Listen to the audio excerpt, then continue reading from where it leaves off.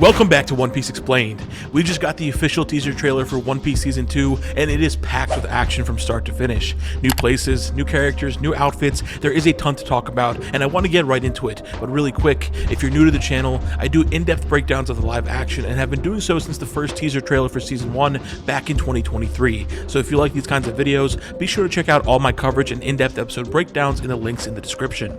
Also, I've covered a lot of Season 2 already between the set tours, the first look trailer, and multiple teasers, so I'll try my best not to harp on the same details that I talked about in those, such as the Straw Hat outfits or little plot indicators. If you have not watched any of those just yet, I highly recommend you do, as there's always a bunch of little fun details with this series. And I want to give a brief spoiler warning. With all of my live action videos, I try to make them enjoyable for both longtime diehards and new fans alike, which means I'll need to talk about the story beyond the live action to some extent. I try my best not to divulge any huge plot twists or revelations that come up beyond the scope of Season 2, but I do understand that some people don't want to be spoiled at all, so if you want to enjoy the series at your own pace on your own terms, I recommend exiting the video, as I don't want to deprive the joy of experiencing One Piece from anybody. That said, if you're cool with some smaller details being brought up, then feel free to stick around. And lastly, I just want to say thank you to all the viewers who have stuck with me the last few years. I never expected my videos to get the amount of love that they do, and I'm incredibly grateful to be able to go on this journey with you all. I love talking about One Piece, and I love the live action, and I can't thank you all enough for enjoying my work. Happy New Year to all of you and your loved ones, and I can't wait to break down all of Season 2 when it drops in March. Alright, let's get into it. We start off on the shot of Loguetown in the present day, mirroring the introductory sequence from the first episode of Season 1, which took place 22 years ago. Back then, this area was full of pirate ships as people from all over the world flocked to see the execution of the Pirate King Gold Roger. Times have certainly changed, as now we see this bay is mostly home to Navy warships. Over to the right, you can spot the Loguetown Marine Base, which is under the command of Captain Smoker in the present day. We get some voiceover from Vincent Reagan, who is returning in this season as Vice Admiral Garp. He describes Baroque Works as starting out as a rumor or a dark whisper. Recall that in the canon of the live action, the Marines had already been aware of Baroque Works for some time now, with Garp and Bogart investigating the criminal organization back in Season 1. Got a lead on Baroque Works? We've been chasing those shadows for a long time. This is different. This was a fairly large departure, as in the source material, it is Smoker who begins to unravel the conspiracy of Baroque Works as part of his hunt for the Straw Hat Pirates. Now, given this dialogue, I think we may be getting a scene of Garp debriefing Smoker about Baroque Works and handing the mission off to him. This brings us to our first look at Mr. 3, who's being portrayed by the great David Dastmalchian. His appearance is mostly the same as it is in the source material, but with some very interesting updates to bring the character to life. Right off the bat, you'll notice that his skin has been made to be very pale, matching the wax produced by his devil fruit that we see on display a few times throughout this trailer. On his arm is a log pose, and his nails are also painted white, which is a fun twist on the character and parallels Dastmalchian's own personal aesthetic in real life, as he's often seen with black nails, but there may also be a practical reason for this as well, which I'll talk about in just a bit. Of course, the most iconic aspect of this character's design is his top knot styled into the shape of a 3, which on paper reads as extremely goofy, but I think it actually works really well here. I'll be curious to see how it looks when he's moving around in a lot of these action sequences. But my favorite detail with the hair is the white on the sides. This was something that was part of his initial design during the Little Garden arc, but would eventually get abandoned during his later appearances in the series, so I'm glad that they kept it in. Now, his outfit looks to have the same color scheme from the source material, with the blue striped vest and the red bow tie, but they are a much darker shade, which is why they almost appear to be black in these dimly lit scenes. In conjunction with the pale skin makeup, I could see this as almost an attempt to reimagine the character with a sort of mime-inspired aesthetic as a way to reinforce this idea of a creepy, sadistic artist, which does well to juxtapose him with his partner in crime, Miss Goldenweek, and her colorful paint-related abilities, but also adds a really fun texture when he stands beside another colorful jester-themed character like Buggy. This setting that we see him in was described by Dastmalchian during an interview as the Cave of the Giants. Now, while we didn't really spend any time in caves during the Little Garden arc in the source material, the skeletons of the Sea Kings were being used as homes for Dory and Brogy, and so I think we'll be getting to see the interior of the Sea King's remains as proper living spaces for the Giants. That may be why we see so much random clutter in this space, ranging from what looks to be the bones of dead animals to various storage containers, perhaps taken from previous explorers who never made it off the island. There are also various skulls of prehistoric animals all over, a couple of which were beasts that the Straw Hats encountered on the island, which makes me wonder if we'll actually get the dinosaurs rendered in full, or if these skeletal remains will just act as a nod to their existence. This is another instance of the live action reimagining the story to take place inside or at nighttime whenever possible, as the dimly lit conditions make CGI look a lot better and feel less uncanny, which is totally reasonable given how many new Devil Fruit powers come into play in this season, starting with Mr. Threes in this trailer with the Wax Fruit, allowing him to create wax from his body that he can then mold into any form and make as tough as steel when hardened. Here, we see him create a blade, which may be a nod to his Wax art sword from the source material, and we see a few other techniques that will be adapted as well later on in the trailer, such as the giant candelabra, which you can briefly spot behind Zoro. We have a better look at it from one of the promotional stills shared by the official social media accounts. There's also the candle lock, which we see Luffy swinging around as a hammer, and our best look at Mr. 3 using his powers comes from the sequence where you can see streams of wax pouring out of his fingertips, which makes me wonder if all that wax is actually being produced from his nails, hence the white coloring, and if you look closely, they're shaped to look like dripping wax. He actually had these nails on back during that interview with him several months ago. From here, we get a few shots that we've seen in previous teasers, but they are all slightly extended this time around. The shot of the Logtown Carnival now includes the thunderclouds above, setting up the destruction of the execution platform, which is shown off a bit later in the trailer. We'd previously seen the shot of Miss Wednesday preparing to strike with her Peacock Slasher while they're inside Laboon, but now we see that it's specifically Nami that she's attacking. And a fun detail, this crate on the ship reads Konomi, which is the name of the archipelago where Nami was raised. There's then this incredible scene of Miss All Sunday, played by Lyra Obova, entering a marine base that we initially saw in that first look teaser trailer a few months ago. It was really exciting to see these two busts referencing Fleet Admiral Sengoku and Commander-in-Chief Kong, two of the highest ranking members of the Marines and world government, and at the time, her Devil Fruit abilities were being teased with the doors flying open from a swirl of chrysanthemum petals, but now we get to see them on full display as she strikes her iconic pose and spawns limbs on her enemies to kill them. This is of course the work of the flower fruit, which allows her to replicate any piece of her body on any surface as she sees fit, oftentimes growing limbs like a flower grows from soil. This is easily one of the most horrifying scenes in the live action so far, with these soldiers being killed off with their own weapons. The guy in the foreground is being stabbed with his own blade, while the one behind him gets shot in the face with his own gun. Meanwhile, the soldier in the back is put in some sort of full Nelson hold, which may be a two-arm variation of her clutch technique. It's also great to see that she's one of the few characters in the live action who will be naming their attacks, with this evidently being her Dose Fleur, which follows the naming convention of most of her techniques, with the Spanish number followed by the French word for flower. Now of note, the Dose Fleur technique was not named until later on in the series, where she spawned 12 arms to restrain her enemy, and here it seems that she's just using it to spawn 12 limbs against the platoon of Marines standing in her way. Her appearance here is the iconic outfit from the Alabasta arc, with the purple corset and skirt under a white fur coat and cowboy hat. One really great detail is that the inside of her coat has a pink flower design, playing into her Devil Fruits motif. Now the big question still remains, why is Miss All Sunday in a Marine base in the first place? The interior of this base is very reminiscent of the 153rd branch that we saw in Shellstown, and while it is pretty reasonable for Marine bases to be standard across locations, there may be some motive for Broke Works to be there, since Mr. Seven's corpse was brought in by Zoro at the start of the last season. This may be further supported by this still that shows Miss All Sunday alongside Mr. 5 and Miss Valentine in this strange room that eerily resembles a morgue, with the drawers for the corpses, an operating table, medical cabinets on the side, and diagrams of the body on the wall. After all, Broke Works' motto is secrecy, so they definitely wanted to tie up any loose ends, and it's pretty reasonable that Mr. Seven's body is still around the base, given that the Shellstown Marines had to deal with more pressing matters with the Straw Hats taking down Axe Hand Morgan, leading to the base being deposed of its leadership. We do have some reason to believe that we could revisit Shellstown in this season, since we know Claire Glover is returning to reprise her role of Warrant Officer Sada, a Marine unique to the live action that fought against Nami in Season 1. She was present for the Season 2 table read that focused on the first few episodes, so I'd imagine that scene is taking place early on, which is great as it helps establish the threat of Broke Works before the Straw Hats even encounter them. Now, if you watch the trailer on YouTube or any other social media, you may have missed the scene of the Twin Capes, which was replaced by that animation of the Netflix logo on the Going Merry. This scene looks to be exclusive to the trailer on the Netflix website or app, and gives us a look at Laboon, though you'll notice that he's much smaller than what we've seen from other promotional images. This is likely from a flashback sequence of the Rumbar Pirates leaving Laboon with Crocus. We've talked at length about that flashback getting fleshed out in this season, and we'll be seeing their ship in full as well. We also got another look at Drum Castle, this time from further out, so you can see the ropeway that connects the castle to the rest of the kingdom. There's also smoke billowing out one of the higher floors, which may be the product of Luffy and Wapple's fight like in the source material. Then we have Zoro explaining to someone off screen what Broke Works is, which should raise a flag. By this point, the Straw Hats are more than familiar with who their enemies are, so who would need that to be told to them, especially in Drum of all places? Well, this may be being told to the residents of the island, as we've had strong reasons to believe for a while now that Baroque Works would be involved in the final arc of the season. It's been teased that Lyra Abova, who plays Miss Sunday, and Rob Coletti, who plays Wapol, have at least one scene together, and just what shape this team up takes is unclear, whether it's Wapol enlisting the assassins to get its kingdom back, or potentially even bringing a Baroque Works agent himself, but I'm really excited to see how it goes down. And the reason why I think Zoro is speaking to civilians here is actually because of a scene that we saw from that little teaser that was shared on Christmas Day, where we saw Zoro and Usopp and a bunch of Drum residents taking up arm against an enemy off screen. This is likely adapting the scene in Bighorn, where Wapol soldiers were preventing the townsfolk from saving Dalton, only for Zoro to make short work of them off screen. It could be that in addition to or in lieu of Wapol soldiers, they'll have to face off against members of Baroque Works here, effectively making the final battle a war on two fronts between the castle above and the villages below.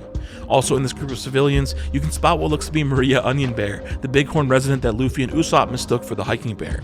That teaser didn't offer too much new footage, but it did give us our first look at Mark Herelick as Dr. Herelick in all his glory. Moving on, we have the shot of the Going Merry sailing into the river in Little Garden, recreating this panel from the manga, though one difference here is that you can start to see the shape of the Sea King skeletons far out in the back, and off in the distance look to be multiple volcanoes on the island. When we see this clip, you can hear the sound of a horn in the distance, making me think that we may be seeing Dory's Gjallarhorn adapted in this arc. In the shot of the crew stepping foot on the island, if you zoom in, we have our first look at Vivi in her Little Garden outfit, and you'll notice that Luffy already has his white design on his shirt, which we previously took to be paint from Miss Golden Week, but it seems this is actually adapting the white marks on his shirt from the chapter 140 color spread. I had previously understood these to be just discoloration from the light source, just as we see on his shorts. It looks like the black lines on his chest may also already be there, which is interesting because those seem like they would have just been the ripples on the fabric in that color spread. It sort of reminds me of Zoro's shirt design from the volume 11 cover, being adapted in season 1 to stop at where his hands cover the design, even though you can see that the lines are supposed to extend all the way down to the bottom of the shirt. This then brings us to our first look at Miss Golden Week, played by Sophia Caruso. Her outfit is pretty much spot on, with her shirt reading golden, and it seems her power set has been reimagined a little bit, with her paint-based hypnosis working as face paint on those who dare to join her tea parties. All 5 colors of her color trap abilities are accounted for on this palette, with Sadness Blue, Calming Green, Bullfight Red, Laughter Yellow, and Betrayal Black, which may be what she's using on Luffy here to make him abandon his own ideals. It looks like he was already hit with the Calming Green, just like in the source material where that was the color that was used to have him join her tea party in the first place. I like that they took the gag of her being too nonchalant and worked it into something more sinister, with her being accompanied by these creepy dolls. In this one frame, you can spot her pink thermos, as well as an elegant teapot that may be adapting the tea set that we saw with Mr. 3. We then go to an explosion inside Drum Castle, and given all the soldiers and the presence of the 20 doctors in the background, this is likely the climax of Chopper's flashback. In the background on the stained glass, you'll see a rendition of King Wapol, and underneath it seems to be his throne, which looks to be a lot spikier than it was in the source material. While it is a bit blurry, he does seem to be seated there, and you can sort of make out the shape of his woolly cape and hood.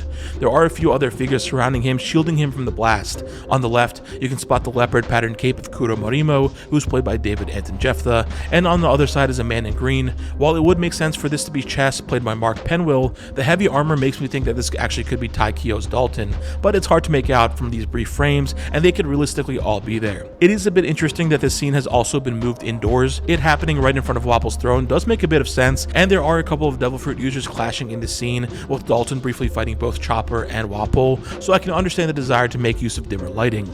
We get another look at this room inside Drum Castle that we saw in that Chopper teaser a few weeks ago. The wall has this relief in the shape of a hippo, since it is Wapol's castle after all, which leads us to some really cool action shots of the Straw Hats. Here's Nami equipping her staff after being freed from the candelabra. I'd guess this is just before she delivers the final blow to Miss Valentine, which means that they're going a different direction from her clothes getting burned up by the flames. This is totally understandable, though her stomach being exposed was the reason why she was bitten by the Kestia bug on the island, causing her to fall ill right after the arc. We did previously see some strange marks on Nami's arm in other promotional clips, so perhaps they're changing the origin of the bug bite for the live action. And Usopp readies his slingshot and drum, and I love the additional makeup they put on him to really sell how cold it is. There's then this scene of Sanji sliding down the rigging of the Going Merry. Given his outfit and the ice in the water, this is likely just before they arrive at Drum, while Sanji was up in the crow's nest. And we get this really cool adaptation of Zoro slicing up a table with his new swords against some of the Baroque Works assassins in Whiskey Peak. I love the sequence of the Straw Hats sailing up Reverse Mountain with the wrecked ships and debris lining the sides of the path, really conveying how difficult this journey is supposed to be. In the source material, we hardly saw anything like this, with the only obstacle coming from the whipstaff of the ship breaking, causing them to almost crash into one of the gates.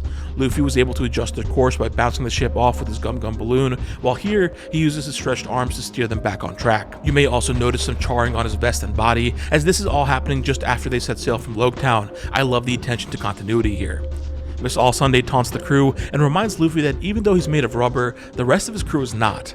This is a new line exclusive to the live action, and I'd really like its inclusion, as a big part of this season will be about how the crew can succumb to illness and injury, and how Luffy will need to step up as a captain to help everyone survive. And this line acts as a perfect warning for all of the danger that is ahead of them, as we get this incredible montage of Baroque works in action, starting with the live action debut of the Unluckies. This is a duo of an otter, Mr. 13, and a vulture, Miss Friday, who act as messengers or intermediaries between Mr. Zero and Baroque Works agents. I was pleasantly surprised to see that these two had not been cut, as they are fairly low on the priority list as far as characters go, but in their defense, they do show up in 3 consecutive arcs starting with Reverse Mountain, so I'm curious to see if this clash with Sanji will be their only appearance. The commitment to keeping this whimsical side of the series is one thing, but it's another to adapt this pair of cartoonish gag characters as if they were real and had to abide by real physics and anatomy, as you can see with Miss Friday's sunglasses being replaced with goggles, because birds tend to have eyes on the opposite sides of their heads. And as if this scene of the two raining fire down on Sanji is not cool enough, one of the shared stills gave us a view of the two from the side, and it looks incredible. This prompts Sanji to run back inside the wax house that Mr. 3 built as a temporary base,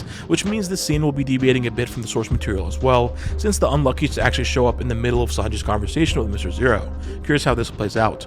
One last thing before moving on, Miss Friday is depicted with this little messenger bag, which is not usually part of their design, but this is likely where the Eternal Post to Alabasta is that was being delivered to Mr. 3. We get this shot of the Straw Hats in their Whiskey Peak outfits looking out to a big explosion in the distance. This is likely adapting the scene of Igaram's decoy ship getting destroyed. Of note, both Sanji and Usopp are already awake and with the crew at this point, meaning they may get more prominent roles in the arc compared to the source material where they sleep through all of the action. Though not being on Baroque Works' radar does have relevant plot implications for the Little Garden arc, I think they can keep that texture in the story without writing them out completely.